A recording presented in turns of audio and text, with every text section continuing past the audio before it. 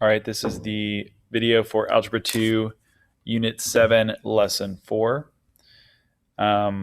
This is moving into inequalities that are rational. So up to this point, we've graphed rational equations and found the graph of a line like you see here where maybe there's a gap or ones where there's asymptotes, these kinds of things. So really the only difference between that and doing an inequality is just that you are looking at shading. So there'll be some kind of shading involved in the graph of the function. And the shading can be kind of weird depending on what the shape of the graph looks like. Like even this example here, 4.4, you can see how strange that is. But what we're really going to focus on is just using the graphing system to help us, because there's really no we're not going to get into how we might graph these by hand or something like that. But we are going to just get really down into how we're going to get these answers using the Desmos system. So looking at this first one, let me close out what I had in here. So when you're typing these in, I highly recommend using Desmos for these because the handheld calculators just it's just harder to type in these types of equations.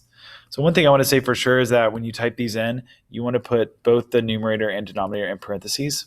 Just makes it a lot easier for the calculator, for the system to understand what you're doing. So for this one, I'm going to do y. Let's see if I can just do this. Maybe not. All right, let's pull this out. I'm going to try to get this so I can see the equation as I'm typing it in. Great. Let's see, is greater than or equal to, that's not going to work. That's okay. All right. Greater than or equal to, there's that one down there. So your inequality symbols are on the calculator here if you bring up the keyboard. And then we're going to do parentheses.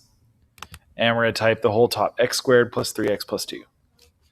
X squared plus 3x plus 2. Close the parentheses, divided by, and see that makes it a fraction. That's why we use parentheses. X plus 2 on the bottom.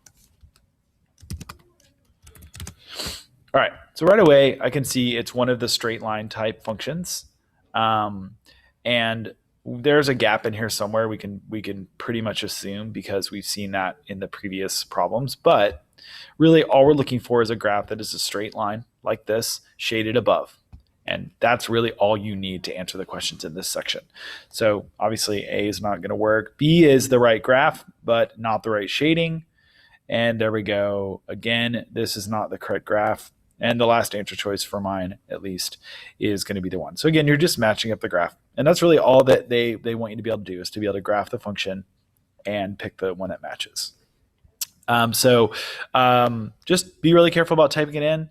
You need to type it in exactly as up here. Again, anything that's more than one term needs to be put in parentheses as you type it in to the system.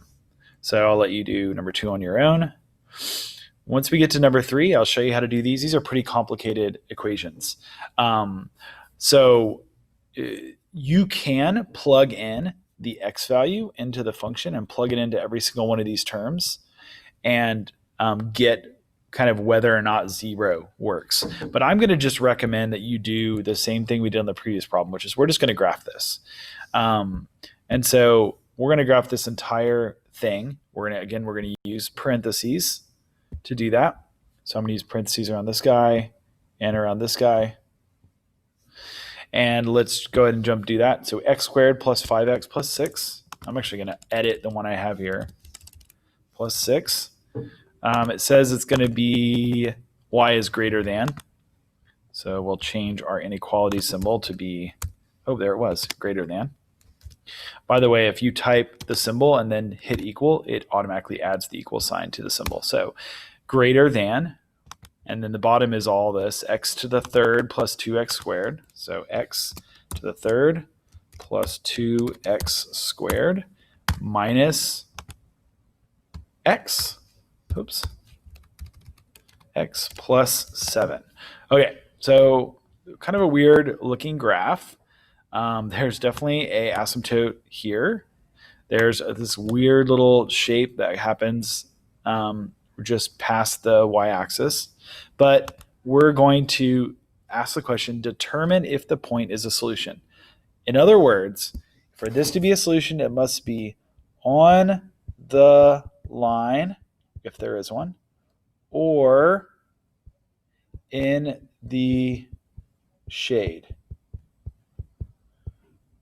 It's not a solution. So what about the point 1, 0? Well, cool thing about Desmos is you can just type 1, 0, and we see that that point is not in the shaded region or on the line. So then the answer for that one would be no. So the same thing for number 4, same thing for number 5. Graph the function and see if this is on the line or in the shaded region. Same thing with number 5. Number 6, you can simply graph that function right there and answer the questions the same way we've been answering the previous questions. So you graph this function. Is it solid or dotted? Really, you should know that based on this right here. That tells you without even looking, but if you graph it, you'll be able to see it as well. Again, are these the solution? Remember, that means they have to be either in the shaded region or on the line. And then what is the equation of the borderline? What you need to do here is you need to determine which of these 3, D, E, or F, is the actual line that gets graphed. So what I mean is once you've graphed the original inequality, go ahead and graph each of these 3 answer choices one at a time to see which one lines up with what you see on that. So like for instance, in this problem, I would look to see if the line that's graphed matches up with this line that goes across the graph on this image right here. So not the shaded part, but just does the line match up? Same thing happens with number 7. Graph this equation, answer the questions about it. Is solid or dotted? Is this point a solution? Is this point a solution? And what is the equation of the borderline? Same thing about number 8. And then this one has a weird question. Will the asymptotes be part of the solution? No, they're never part of the solution. The asymptotes are never part of the solution of these functions. So you have more of the same type of questions here with number 8. I'm going to post another video with the review questions. And but that's it for lesson 4.